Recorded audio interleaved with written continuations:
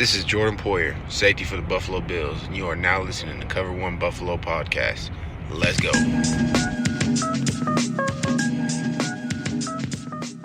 Good evening and welcome to the Cover One Buffalo Podcast. You are joining your host, Greg Tompsett, and tonight we're going to continue on our series in evaluating the roster construction and team building strategy of Brandon Beane. And we thought tonight would be a good chance to go in and invite over another member of the Bills Mafia media family, and some that I'm sure many of you are familiar with from the very popular Nick and Nolan Show on the Buffalo Rumblings Network, Mr. Bruce Nolan. How we doing, Bruce? Dude, it's a party all the time. Just disco balls, dancers, the whole thing. I literally can't stop myself. I know in talking pre-show that's you putting on your brave face. So I appreciate you jumping on with us. You're a busy man. Have been on a lot of different shows. And speaking of that, for anybody who's not familiar, you guys should be listening to the Nick and Nolan Show. Outstanding duo between Nick Bat and Bruce over there on the Buff Rumblings Network, who have really, I thought, brought a lot to the Buffalo media world recently, and really stepped forward in the past year here with a really popular show that I'm a big fan of and listen to myself, and really excited to be able to have Bruce on here. And you've probably heard, if you haven't listened, they've done a series of different things, and some kind of explaining some terminology pieces.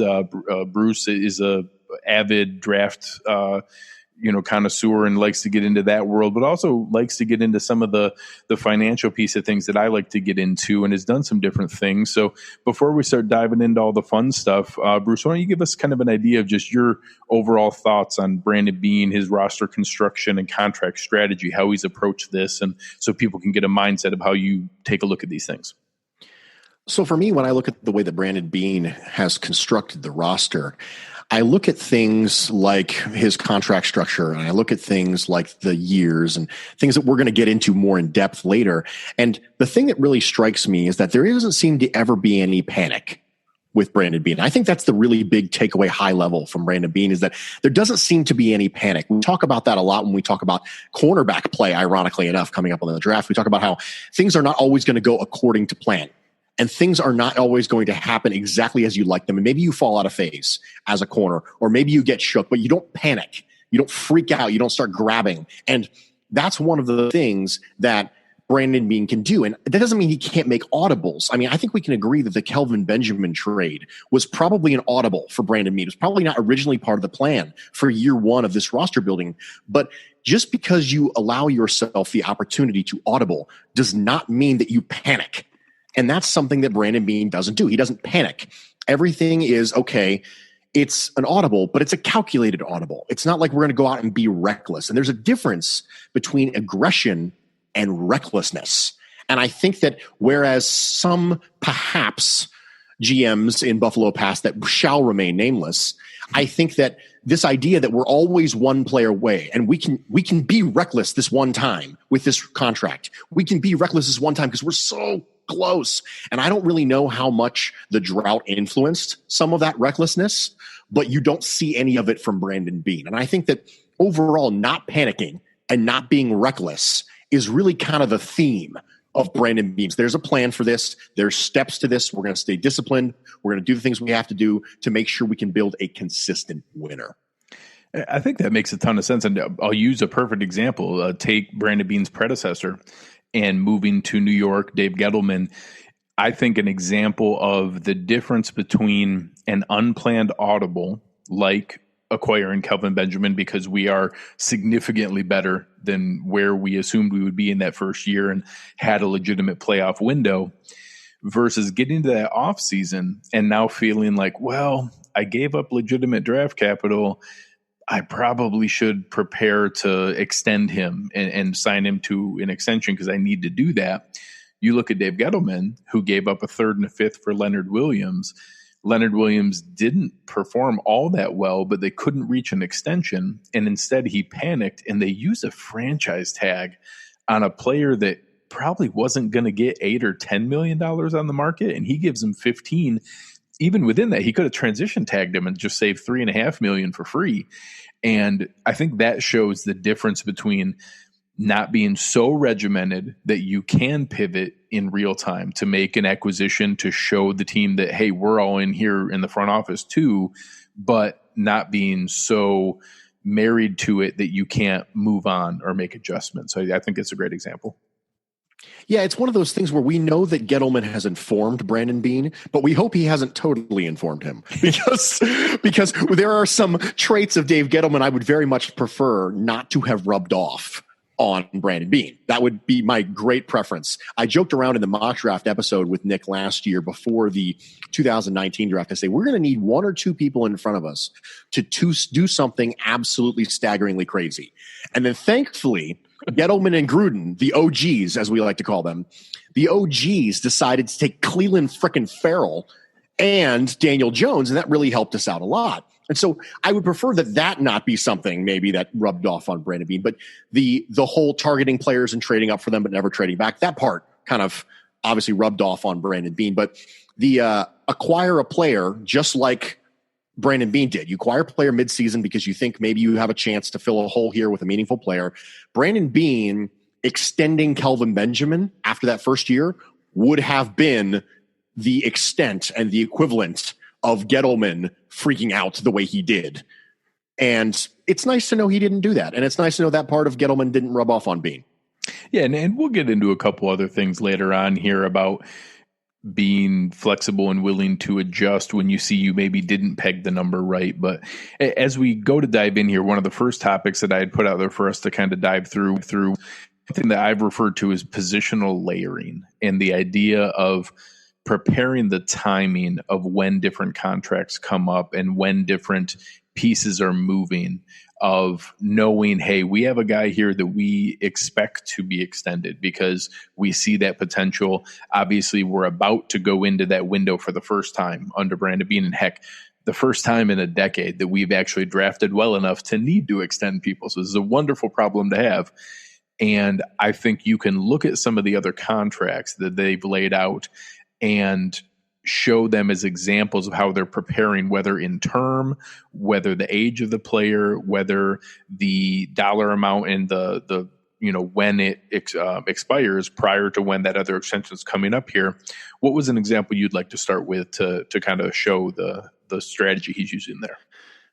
I think the Star Lotulelei layering with Ed Oliver, I think, is a good start. And I think what this reeks of to me, and I mean that in a positive statement, is that it seems to me that there is a positional spending outline that is being followed here. Now, obviously, I can't say that for certain, but that's one of the things that will always keep you afloat, is if you say, listen, we're not going to devote more than this percentage of the cap to this particular position group. And so because of that, we can't have a bunch of fat contracts messing up the numbers at the same time. It's okay to have a $10 million a year Star Lotulelei. It's fine to have that. We just can't have that at the same time after we had to pay Ed Oliver. We can have some of these other players. We just can't have them overlapping, because then you end up messing up the balance. Much like the Force, you got to have balance in the Force. And so much like the Force, Yoda, Brandon Beane, I'm going really far with this analogy, and I'm not entirely sure I'm comfortable with it because I don't know that much about Star Wars. But the point is that you must preserve balance. And I think that the Star Lotulelei at Oliver Place is a good way to talk about that. But, AJ Klein, you can get out of that the second you have to pay Tremaine Edmonds. Mm-hmm. And so you have things like that at different position groups. It might be one of the reasons why Brandon Beane didn't want to pursue a significant cornerback 2 in free agency, because he knows he's going to have to pay Tre'Davious White $18 million a year. And maybe his budget for that particular position is $24 million a year. That's his max. He won't go over that, or whatever the number is. Obviously, we're using hypotheticals, but maybe that's the case. Maybe that's the reason why CB2, it might just be a rotating door of get by guys, just because you're going to have that investment on the other side, and you refuse to break rank and mess up your numbers by overspending at a position group and then leaving other position groups by the wayside. Yeah, I think it really shows that discipline, and we've gotten into that in our Slack channel a couple times. And I don't know that it's a set number, like you referenced 24. I think that it's probably a range that he has. So say whatever that percentage obviously moves as the overall cap moves. But let's say in 2020 or 2021, even when the extension kicks in, his range for cornerback is 21 to 27 million. And obviously the lower in that range you get, the better off you are. And you can splurge every once in a while in a short term, but you keep it within that range and you are disciplined to the collars of that range. And I think that the couple others that people will reference, most teams don't have the luxury of paying their third and their fourth linebacker a total of $10 million. But when you have both Milano and Edmonds on rookie contracts, you can afford to bring in both AJ Klein and Tyler Matakevich to be able to put that into that ballpark, and you have that luxury of depth. You have the same thing that we can afford to have Ty Nsekhe and Spencer Long and Darrell Williams because Deion Dawkins and Cody Ford are both on their rookie deals. And as those things come up, that's why people are brought in on 1 and 2 and 3 year deals that are pretty short term. Ty Nsekhe is going to expire after this year. We have flexibility that, we're pre-draft, we're already 9 guys deep on the offensive line. And it's very likely we see another Wyatt Teller, Russell Bodine type trade at the cutdown day. So I think that he puts himself into that position where, like you said, you have that positional spending, allocation that keeps you disciplined to that and lets you know where you can splurge a little bit and like, hey, we're a little bit low here. We can afford to do that. Obviously, bringing in EJ Gaines isn't one, but it could have been an example where if they had have taken a move going after a guy who gets released or that comes available, they still leave themselves that wiggle room to be able to do that. And it kind of brings us into this next window here that not only the positional layering, but overall, we are in this really nice window. And everybody always focuses on the quarterback rookie contract window, and that is key. We're going into Josh Allen's 3rd and 4th year, which will both be very cheap. And then hopefully we get to a position where we want the 5th year option, which is not as cheap, but not franchise quarterback money. And it puts us into a spot where you have this luxury window before any of the extensions kick in, and you're able to make some moves that other teams, we just saw the purge that had to happen in Jacksonville, in Minnesota, and all these other rosters where really talented players were given away for nothing or cut outright. What is your thought on how Brandon Beane has used that window in maybe some ways other teams haven't been able to? Brandon Beane has talked about this since the beginning. He said that I want to win now and I want to win later. He said that with the EJ Gaines trade for Sammy Watkins. He said it when he brought in Jordan Matthews. And I think part of that was let's make sure we get back a player. We're not just shipping off players, right? We're not just tanking for assets. We're also trying to win now and win the future. But it's not about finding a 1-year window. I mean, Jacksonville saw their window come and go, and it's gone. It's over. Yeah. The window is closed for Jacksonville. It was there for 1 year. They were a drive away from the Super Bowl, and now it's gone. And I don't think that's necessarily an intelligent way of being able to build a team, because football is a game of probabilities, not possibilities. And because of that, you can have a really good team for 1 year, and if things don't bounce your way, that team might not make the Super Bowl. That's just the way it is. Things don't always go your way. It's not like you have series to play in the playoffs like you do in the NBA. In the NBA, very frequently, the best team is going to win the NBA championship because it's built that way. But that's not the way it is in football. So you need a bigger window. You can't go all in for this window like you can in other sports. You need a bigger window because you have to allow for probabilities to happen. You have to allow for the fact that, listen, even if you have a really good team, that really good team might have a 35% chance of winning the Super Bowl. I mean, a really, really amazing good team, right? Patrick Mahomes gives you a chance to win the Super Bowl year after year after year, not just 1 year.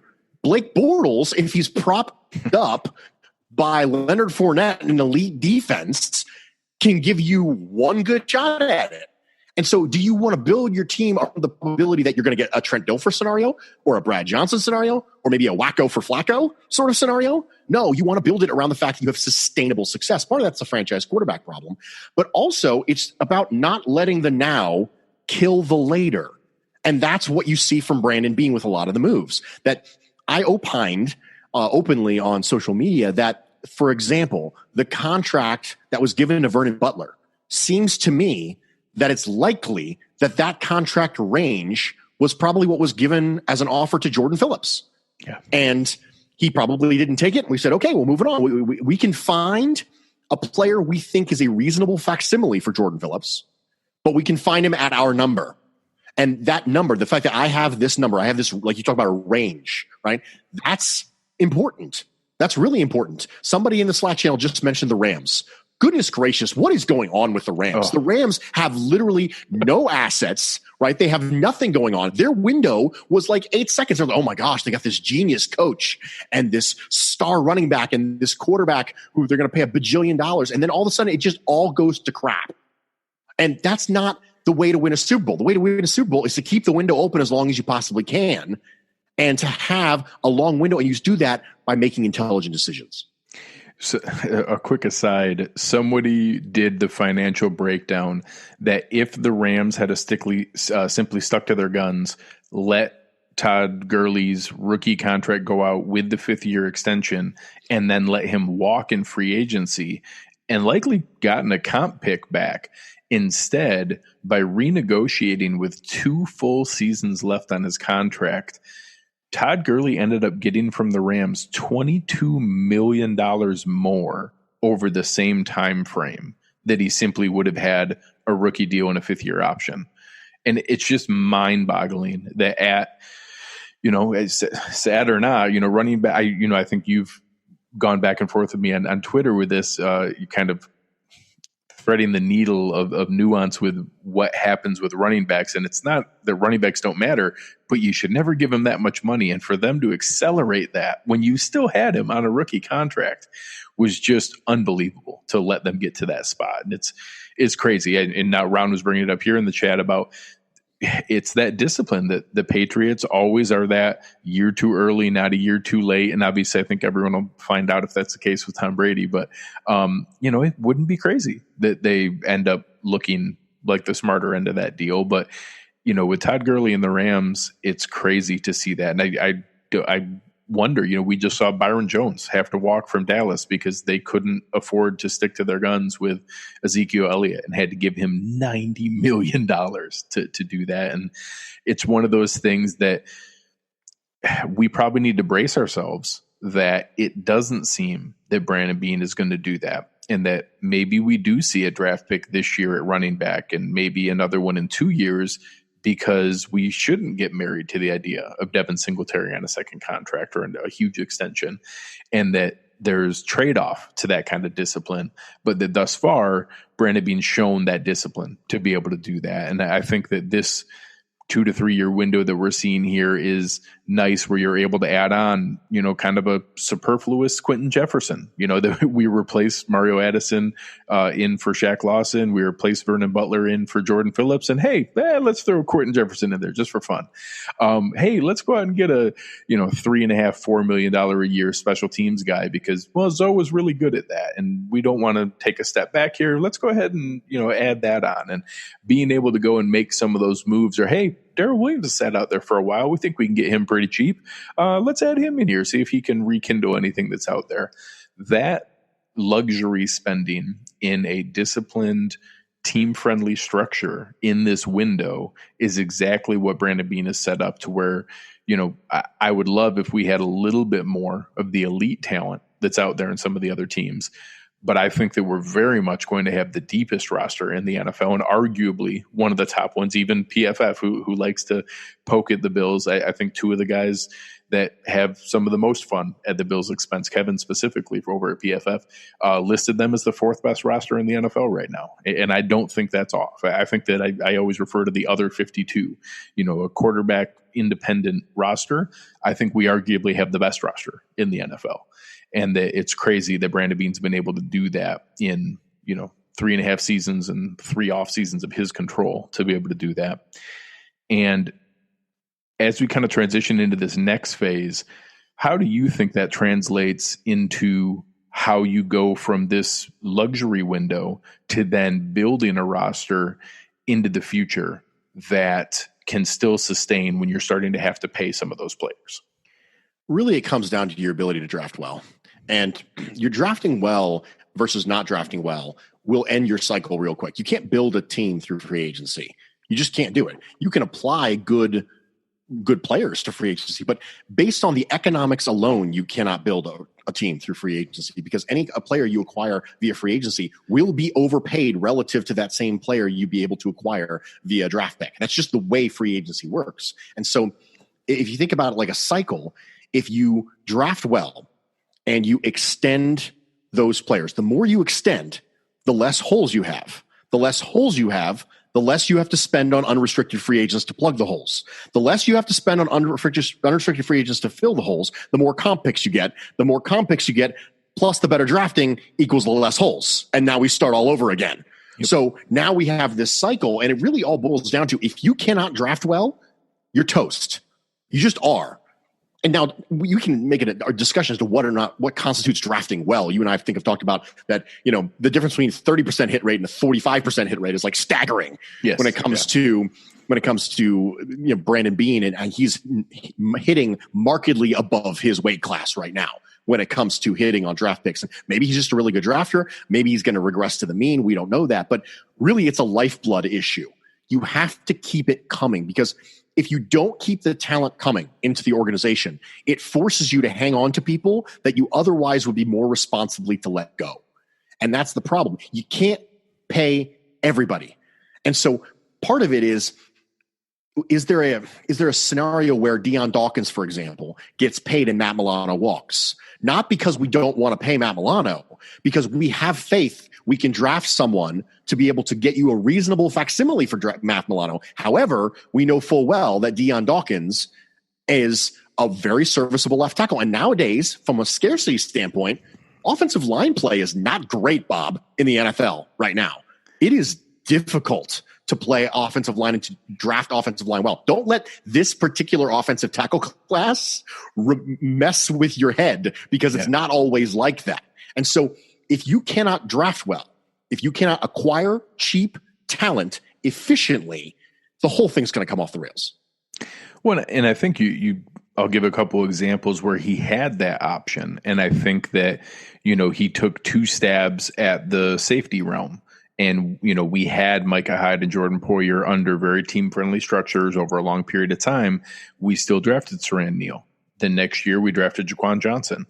And that, you go through those trying to check. And I still think there's a chance we might have hit on something with Jaquan.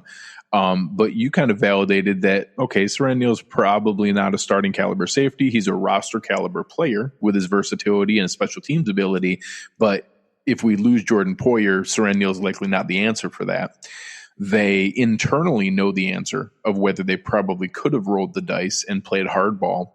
And my interpretation is, after seeing the numbers that came back that really are spreading out to a lot closer to 3 years at $8 million a year for Jordan Poyer. They added on the 2 and 20.5 overall, but a lot of that was brought forward into this year to give him a well-deserved pay raise.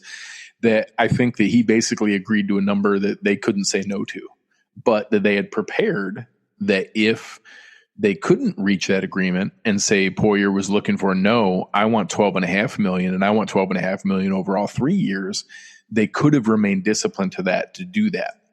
Now, I don't know that I think that they've brought that player in at linebacker yet, but that's the same structure they could go after. And heck, we may find that out in 4 weeks from now, that all of a sudden we have the luxury of that. Now, we don't know exactly what the team thinks they have in a Dodson, coming off the practice squad, or Voshan Joseph coming back from IR, or maybe another step from Corey Thompson. I personally don't see that in any of those three, but all of a sudden you're going to get in that same window. They're going to go through the draft. Maybe all of a sudden Akeem Davis-Gaither is available in the 4th or 5th round. And all of a sudden we have a safety net, and that we can go in, set our number, be able to discuss with Matt Milano what we think makes sense, and that, hey, we think you're closer to 10 or 11 million, and we're offering 4 years and 42 million, and they're thinking 4 years and 52 million. All of a sudden you can hold a little firmer to that if you have the safety net in place. But that's all dependent on hitting on those picks and being able to bring those guys forward to be able to, materially contribute to what you're looking for. And I think that that transition of being able to go from drafting well and supplementing with free agency into paying those players and needing to supplement with the draft is the real sign of a truly sustainable front office. And that's where Baltimore has transitioned long-term. And it went from Ozzie Newsome to Eric DaCosta, and what you've seen in Green Bay, what you've seen in Pittsburgh, where they've started to have to pay some of these higher name players that they drafted well on, and then they're able to supplement. And you saw it in Green Bay last year where they finally cycled through and they had a window to spend. They spent smartly, and they brought in Preston Smith and Zadarius Smith, who were a home run free agent signing. And being able to do that is really going to be the test of this next phase. I think obviously in any objective view, Brandon Beane has passed every test thus far. Even the contracts that weren't ideal, he found ways to restructure, and everything else has been not perfect, but well above average in that. I think that next test is going to be, can he transition into re-signing the right players and continuing to draft well enough to supplement that roster below them. And speaking of how they're signing those right players and building some of that, I think a lot of people in the media and fans throw around the term team-friendly structure. Why don't we give the guys listening some thoughts on what do you see what is an example of that when people throw around, Brandon Beane was able to get a team-friendly structure? In the NFL, everything is reported as total potential years and total potential dollars. Everything. That's just the way it is. And you can react based on that, but your reactions based on that always have to be taken with a grain of salt, because when something is reported as a 5-year, $50 million contract, that doesn't really tell you anything. There are no 5-year contracts in the NFL. Not really. Everything is a 1 year and let's see, 2 years and let's see, 3 years and let's see. One of the reasons you and I rip on the Todd Gurley contract is because they gave a running back basically 4 years and let's see. I mean, it's a horrible contract. It is. If you want to get out of that contract early, tough luck.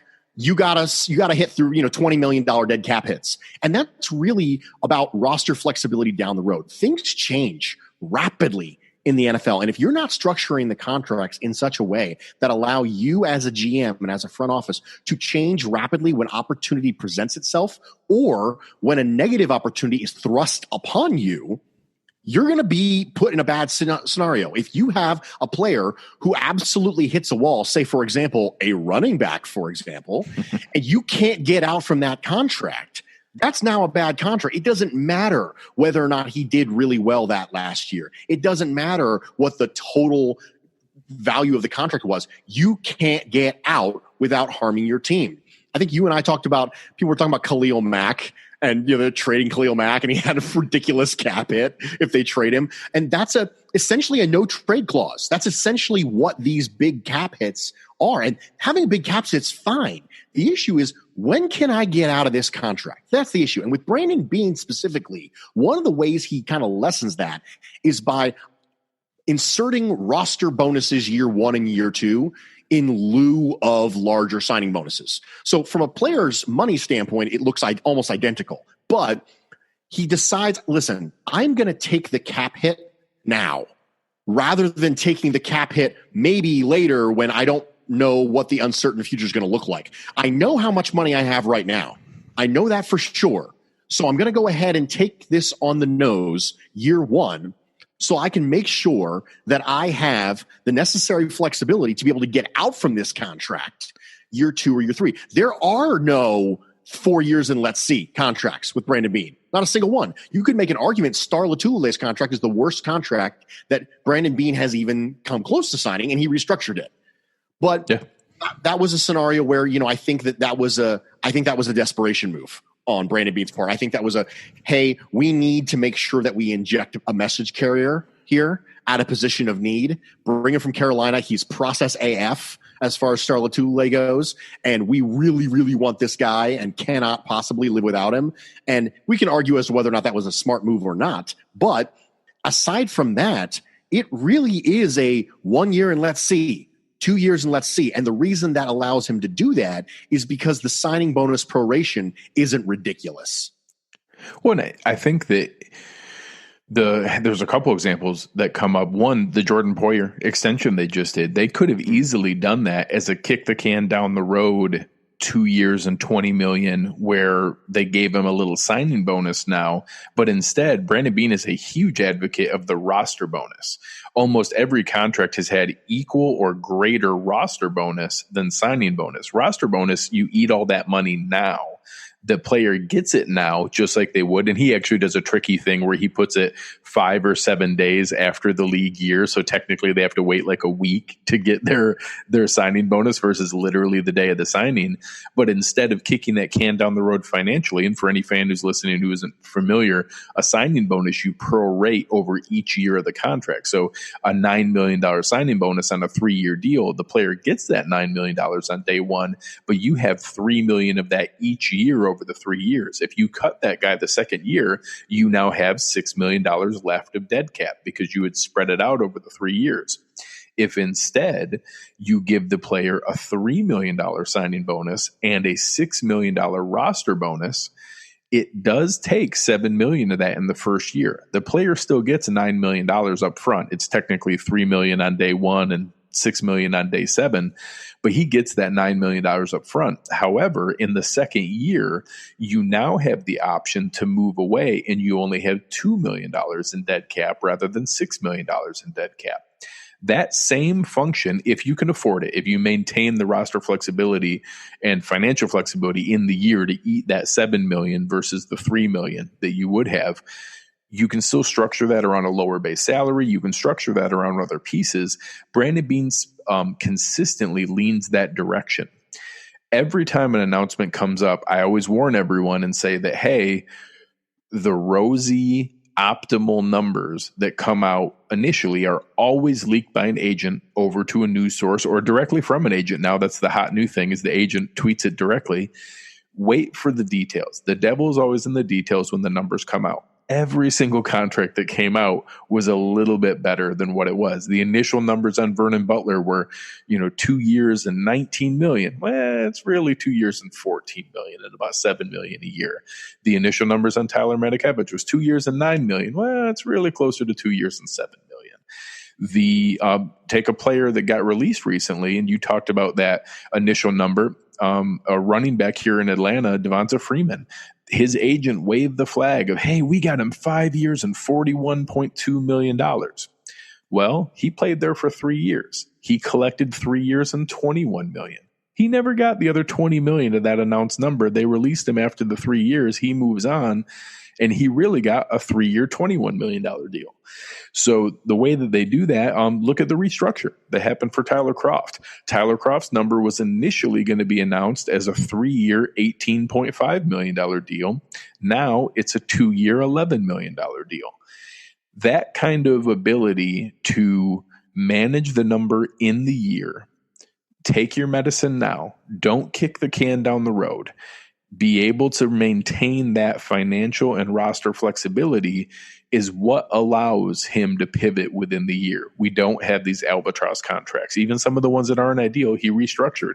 We got pay cuts back from Starr, from Tyler Kroft, from Pat DeMarco. And being in that kind of position is how he can continue to add this much talent to the roster and continue to do it in a team structured way. And the way that I explained how he juggles what I consider a little bit of a loophole. And if you're financially disciplined, you can use that. Teams like the Rams, the Jaguars, the Vikings can't afford to do roster bonuses because they don't have the current year cap space to do it. Brandon Beane is able to do that and take advantage of it now, eat that money up front. The player still gets the check. They don't honestly care if they get the check day 1 or day 7. They're still getting a huge check up front. Doing it in a roster bonus takes advantage of it now, doesn't kick the can down the road, and is able to maintain that flexibility in the future. That brings us into something that I know you and I are huge fans of. You hear Joe Buscaglia talk about it a lot, and I jokingly call it comp pick bingo. And it's a current system in the NFL that I think there was some rumor that may not be included in the new CBA. It ended up continuing to be included. And I think with a front office as deep as what we have and a GM as savvy as what Brandon Beane is, we will absolutely see it come into play. And what comp picks are is if you have a net loss in free agency, so unrestricted free agents who sign within the normal window from the start of free agency, usually until about mid-May, it was May 15th last year, that anyone who signs there, if you have more players leave your team and sign with other teams than what you bring in, you get a compensatory pick for each player above that. Now, there's an equation that nets out higher price guys. This year, everybody who was about above 12 million ended up a third round pick. Between like 8 and 12 was a fourth round pick. Between like 5 and 8 was a fifth round pick, and then a lower scale throughout there. And the way that nets out, it lets teams who draft and develop talented players who leave and go elsewhere to get some kickback in there, and you get a trade-off. The biggest one was last year. The Patriots let both Trent Brown and Trey Flowers sign enormous deals with Oakland and Detroit, respectively. They got 2 extra third-round picks, and they ended up being around pick 98 and pick 100. That would be awful nice to be able to have that tacked on. What are some ways you think we might see Brandon Beane start to utilize that going forward? This is going to sound really horrible when I say it, but I think Matt Milano might be a prime target for something like this. Because I think that a 4-3 weak side linebacker isn't going to have a super amount of value to specific teams, but there are going to be some teams who run some semblance of this type of defense. Think about teams like Minnesota, teams like the Giants, teams who really value what that weak side run and chase linebacker brings. And this is where you have to weight the value of paying the player you have, market, versus replacing them with a draft pick and then also getting a draft pick back. And Matt Milano is one of these players. I'm not pounding the table to let Matt Milano walk. I'm just saying that when you think about Trey White, Deion Dawkins, Matt Milano, you start to add these people together, Milano starts to take a back seat. And as you start to rotate, you can't keep everybody. And not everybody is going to be a free agent in the year when we invest significant resources in the position. That's one of the other things we've got to talk about, is that our propensity for getting free agents is going to go down when we start paying the current players on our roster, because we're not going to have the money. The last 2 years of free agency have gotten us from what I would consider to be a historically bad roster to what you just said was one of the best rosters in the league, and what PFF just stated was probably the 4th best roster in the league. 2 years, Greg. Yeah. 2 years from this is one of the worst rosters I've ever seen ever, and not a single player on our offense is even in the league anymore. That's how bad it is. None of the receivers. That's so sad. I mean, it's awful. It is absolutely awful. You know, John Miller's getting cut from the Bengals right after he gets signed there, and Kelvin Benjamin's not in the league. Jeremy Curley, where's Jeremy Curley? You know, it's one of those things where Andre Holmes.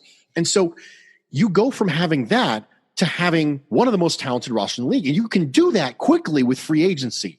But that's not always going to be the case, which opens up the door as your expenditures in free agency go down.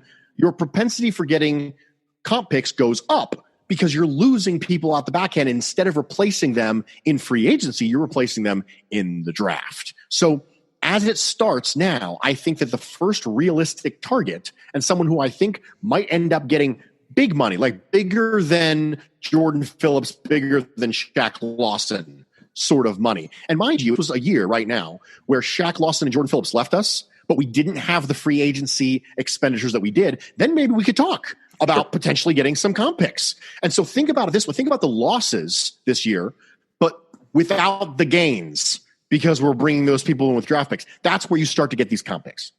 Yeah, let's say now Brandon Beane, I do respect the fact that if you're going to miss, don't miss by that much. That's what was annoying about that first year, where I think, honestly, if Brandon Beane was there, some of those signings that we had when it was, a kicker and a punter and a fullback and a weird special teams receiver and just positions like that we probably could have waited until after the May 15th window and gotten a comp pick back for specifically Stephon Gilmore's enormous deal that would have been a free 3rd round pick.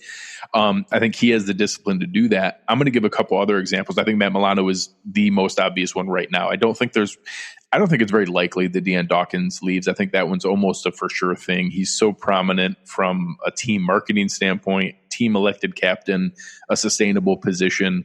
I think that Deion Dawkins and Trey White are back here, honestly, 95% plus.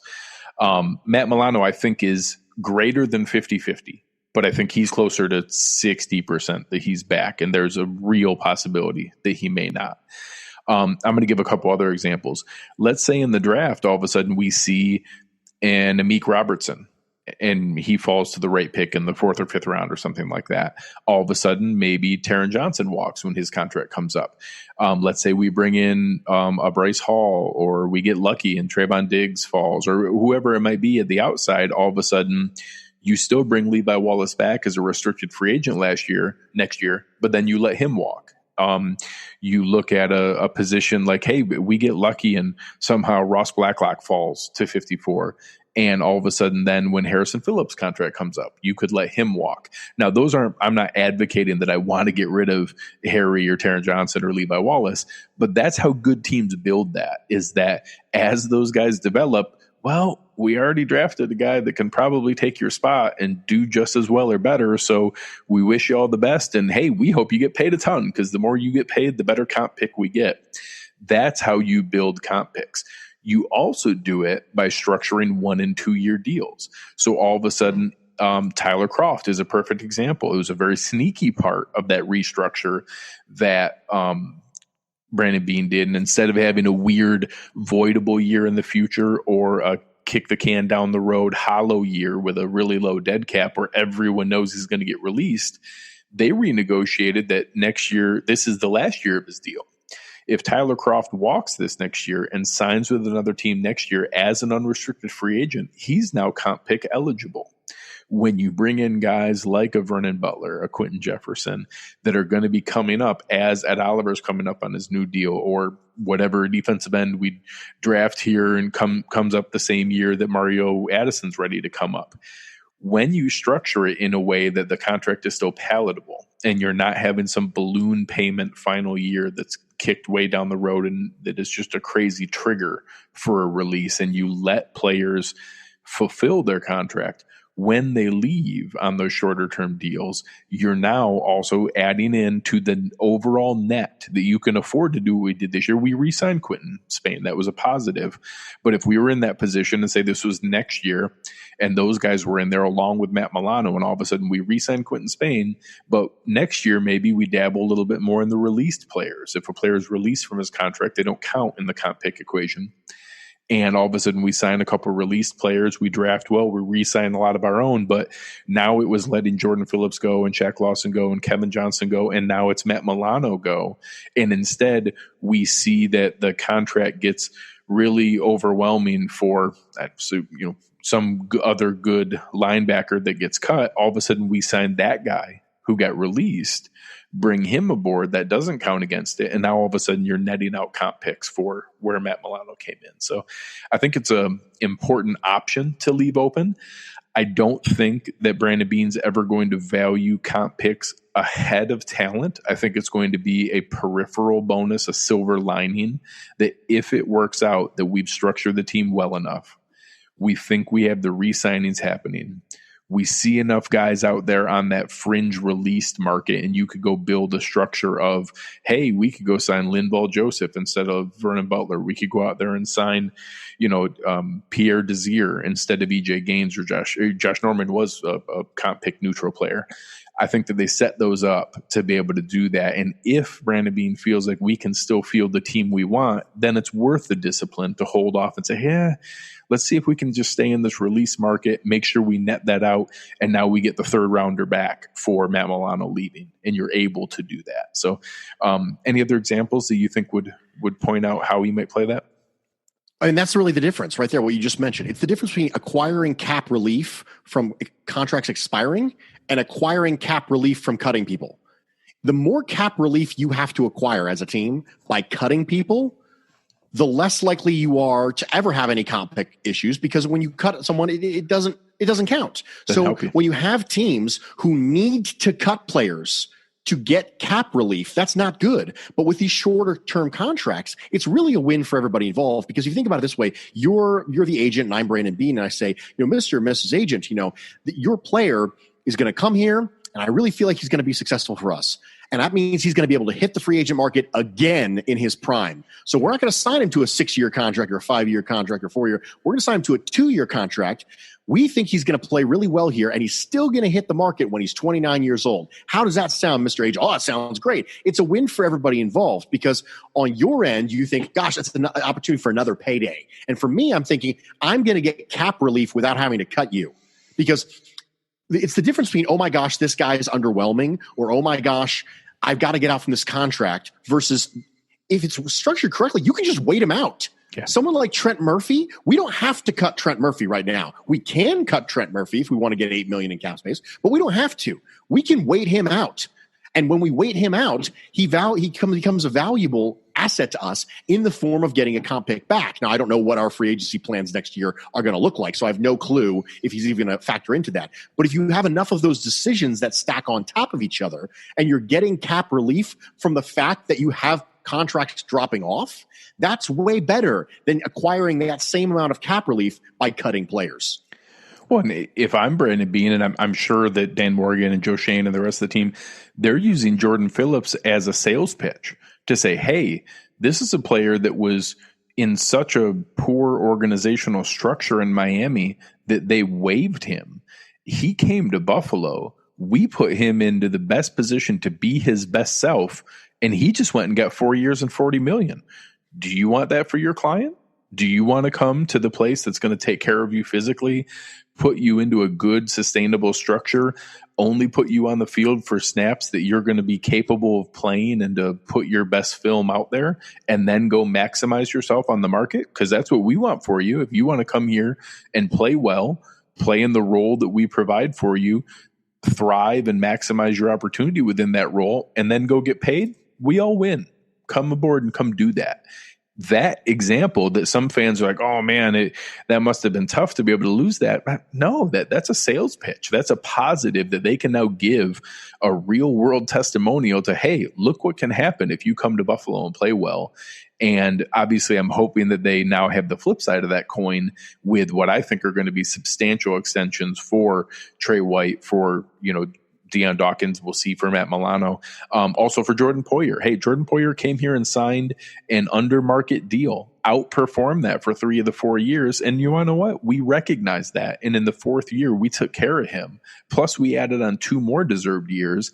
And now he's going to be compensated for that work that he did, because you can come to Buffalo on a value deal at the time where we're taking a risk on your injury history and your opportunity. And if you play well, we'll take care of you there too. I think that there's value in the locker room seeing that. I think they pay attention to who we pay. It's the same thing. Some fans are like, man, I hope we can get Trey White done now because I want to get him in cheaper before the rest of the guys come there. Honestly, the net difference in Trey White for $16.5 million and Trey White for $18 million, what are we doing with that $1.5 million? That's not even a Taiwan Jones. That's not even an EJ Gaines. I don't care about that $1.5 million.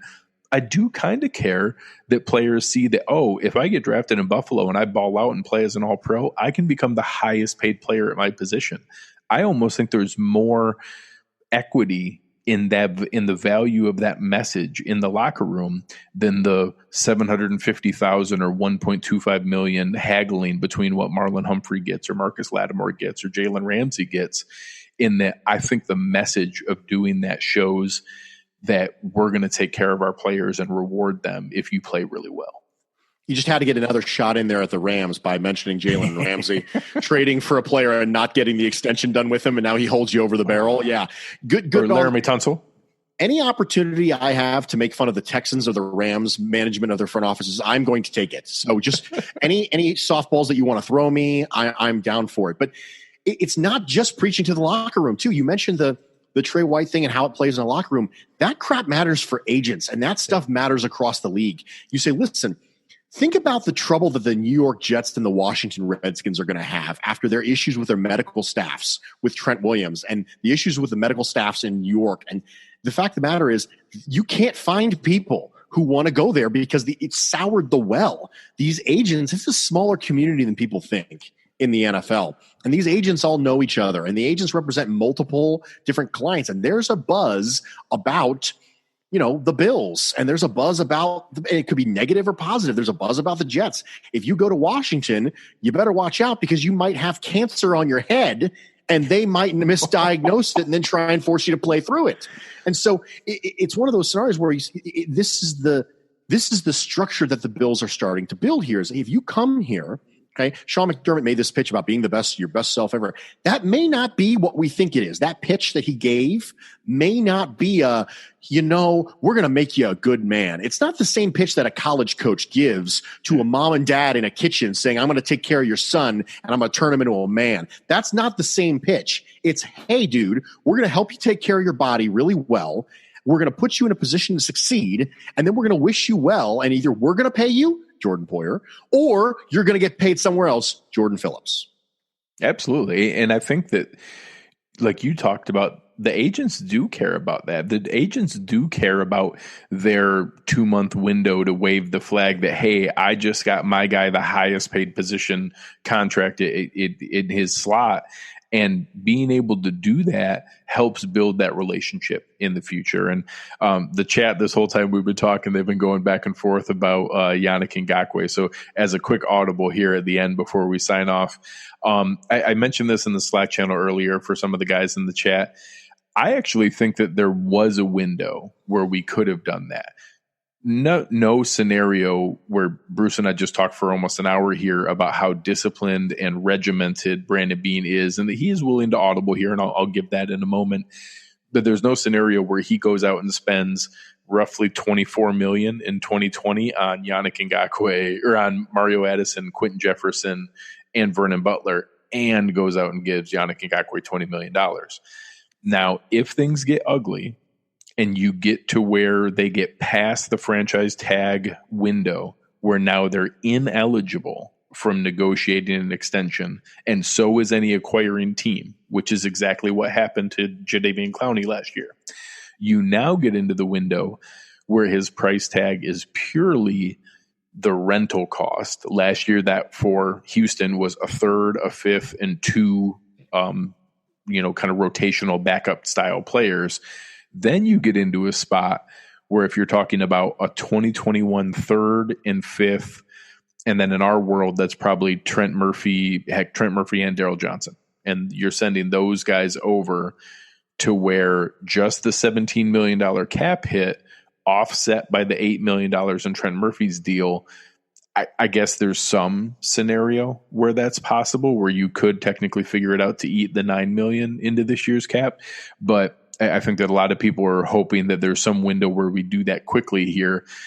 One, the cost is still way too high for what Jacksonville's asking for, and the only scenario would be waiting it out, making sure nobody else does that, and then Ngakoue makes it specifically painful, publicly saying he won't go back to Jacksonville after the franchise tag window has happened, and that trade would happen in training camp. In that time frame. So I don't know if you've had any other discussions about Ngakoue, Bruce, or anything. I know you were also a fan of his, pre-free agency, but I don't know if you think there's still a window or if you agree that ship has kind of sailed. I think if I were Brandon Beane and I was thinking about potentially acquiring Yannick Ngakoue, I think it would be really dependent on what my plans were previously for the 2021 offseason. If I thought that we were going to expend the resources in the 2021 offseason that we did in the 2020 offseason and the 2019 offseason in regards to free agency dollars, I would not acquire Yannick Ngakoue. However, if we weren't planning on doing that, if it was 2 years of building up fairly notably in free agency, and then this is where we start the whole draft and comp pick scenario, then if you want me to toss a third for Yannick Ngakoue, I'm willing to do it. And here's the reason why. We get him on a rental. He leaves and signs a bonkers deal somewhere else. We get that third back anyway. Yeah. And so if that was part of the plan, if part of the plan was for 2021 to not have the level of free agent signing and the real level of free agent motion that we saw in 19 and 20, then yeah, let's get that, wait for that, clock to run out essentially on the long-term extension and give them a reduced cost the way that happened a la Jadeveon Clowney. If the plan was to also have a third year of notable free agency investment, then no, now I'm not interested anymore, because that's not going to have any value to me. Having him bring him in for 1 year and then having him need to be extended in a year when I'm also going to talk about Deion Dawkins, and I also have Matt Milano, and I have Tre'Davious White, who I have to start talking to. I don't want to have Yannick Ngakoue added on that list. I want to be able to say, yes, you can go, and I'm okay with that. I want your departure, Mr. Ngakoue, to be part of the plan. Because if he doesn't sign, we still get a third back. If we don't spend a bunch in free agency and offset the contract he gets somewhere else. Now, if that was part of the plan, then okay. But if 2021 was also going to be a year where we're still going to spend on the free agent market, then no, I'm not interested anymore. Yeah, and I think that's where it is right now. So any of the fans listening or the guys in the chat, right now, I think that Ngakoue is very much in that Frank Clark, D Ford price range. In that, Frank Clark was a first, a second, and a third round swap. D Ford was a second, a fourth, and a future third. Somewhere in there of 2 day 2 picks, or 2 day 1, day 2 picks, first, second round picks, plus some extra. I think, there's every reason that Jacksonville is holding firmly to that price tag. So I don't see any scenario we're doing that right now. I don't see a scenario where Brandon Beane is trading away back-to-back first-round picks, even for elite talents like Stephon Diggs and Yannick Ngakoue. I don't see any scenario in the structure of losing the cost control of that 2 years in a row. However, the one caveat would be for any Bills fan who's holding out hope that the Bills are still able to acquire him, cross your fingers that we get a Jadeveon Clowney situation, that no other team ponies up that much capital for Ngakoue, that Ngakoue continues to be very vocal in his desire not to return to Jacksonville, that we get past that deadline, which off the top of my head is July 15th. I don't know that for certain, but I think that's the ballpark, that July 15th is the deadline to reach an extension with a franchise tagged player. And if you get beyond that date, no team is allowed to negotiate there, and you have to play out the season under the franchise tag. If we get to that window, I think that's where it's worthwhile. And that's where the price tag comes down. You get to a third and a fifth, something like that. You're able to include Trent Murphy or release him and offset half of Ngakoue's cost. You're able to add in a couple of fringe players we would have traded anyways. And then you're able to have that injection at that point. So I think that's also very low probability. I know I'm not predicting that happens, but that's the only scenario where I could see that it's possible to get them. And then as Bruce laid out, that adds into the offset where all of a sudden, we could now re-sign Tre'Davious, re-sign Matt Milano, re-sign Deion Dawkins, and let some of these other guys walk, and still recoup some comp picks, especially if they're led by Yannick Ngakoue. So this is a great discussion, Bruce. I really appreciate it. Let the people know what else you got coming up or any closing thoughts on what we talked about. First off, thanks so much for having me. This has been a long time coming. We probably should have done this last year, but you coming on the Nick and Nolan show, I really appreciate you being on our show as well. And so this is kind of a home and home sort of a sort of college football scenario here. So, I really appreciate you having me. It was a good time. Thanks to all the people in the group chat having a chat with us. This has been a unique experience for me. This is my first time doing this particular type of thing. So I appreciate them all joining in and being part of the conversation.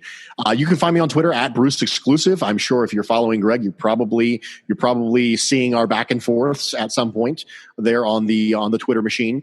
But actually, tomorrow and Friday, new episodes of the Nick and Nolan Show will be dropping. And one of them is going to be about running backs. And the other one is going to be about wide receiver route concepts and how Stephon Diggs fits into some of the route concepts that Brian Daboll likes to run. So one of them will be a little bit more X's and O's, and the other one's going to be philosophically based. And that philosophically based piece is based on a big 2,500 word article that I wrote for Buffalo Rumblings, which you can actually find at buffalorumblings.com right now. Awesome. And for anybody who's not, please check out, like I said, at Bruce Exclusive, at Nick Bat. The Nick and Nolan show is on the Buff Rumblings feed. They do a concept where they put all the shows into one feed, and it's kind of a nice buffet that you can go in and subscribe and pick out the shows that you want. There's a lot of really sharp shows in that feed, and I won't lie, my favorite is the Nick and Nolan show. So appreciate it very much, Bruce. Really enjoy being able to go back and forth. You're the exact kind of guy I want to talk to here. So in this series, we've had Joe Biscaglia on, we had Brad from overthecap.com. We've now had Bruce on, and I think it's really brought a lot of, different perspective and insight into the way that Brandon Beane has gone about building this roster and giving hope for why Bills fans should genuinely be optimistic. It doesn't mean he's going to continue to hit at the rate he is. It doesn't mean every contract's going to be perfect. But I think it shows that the odds are in our favor, that we have a guy who's making more good decisions than bad. And that's a reason to have hope and optimism here. So for Bruce, this has been Greg. We've had a good time. You've been listening to Cover One Buffalo, and we are out.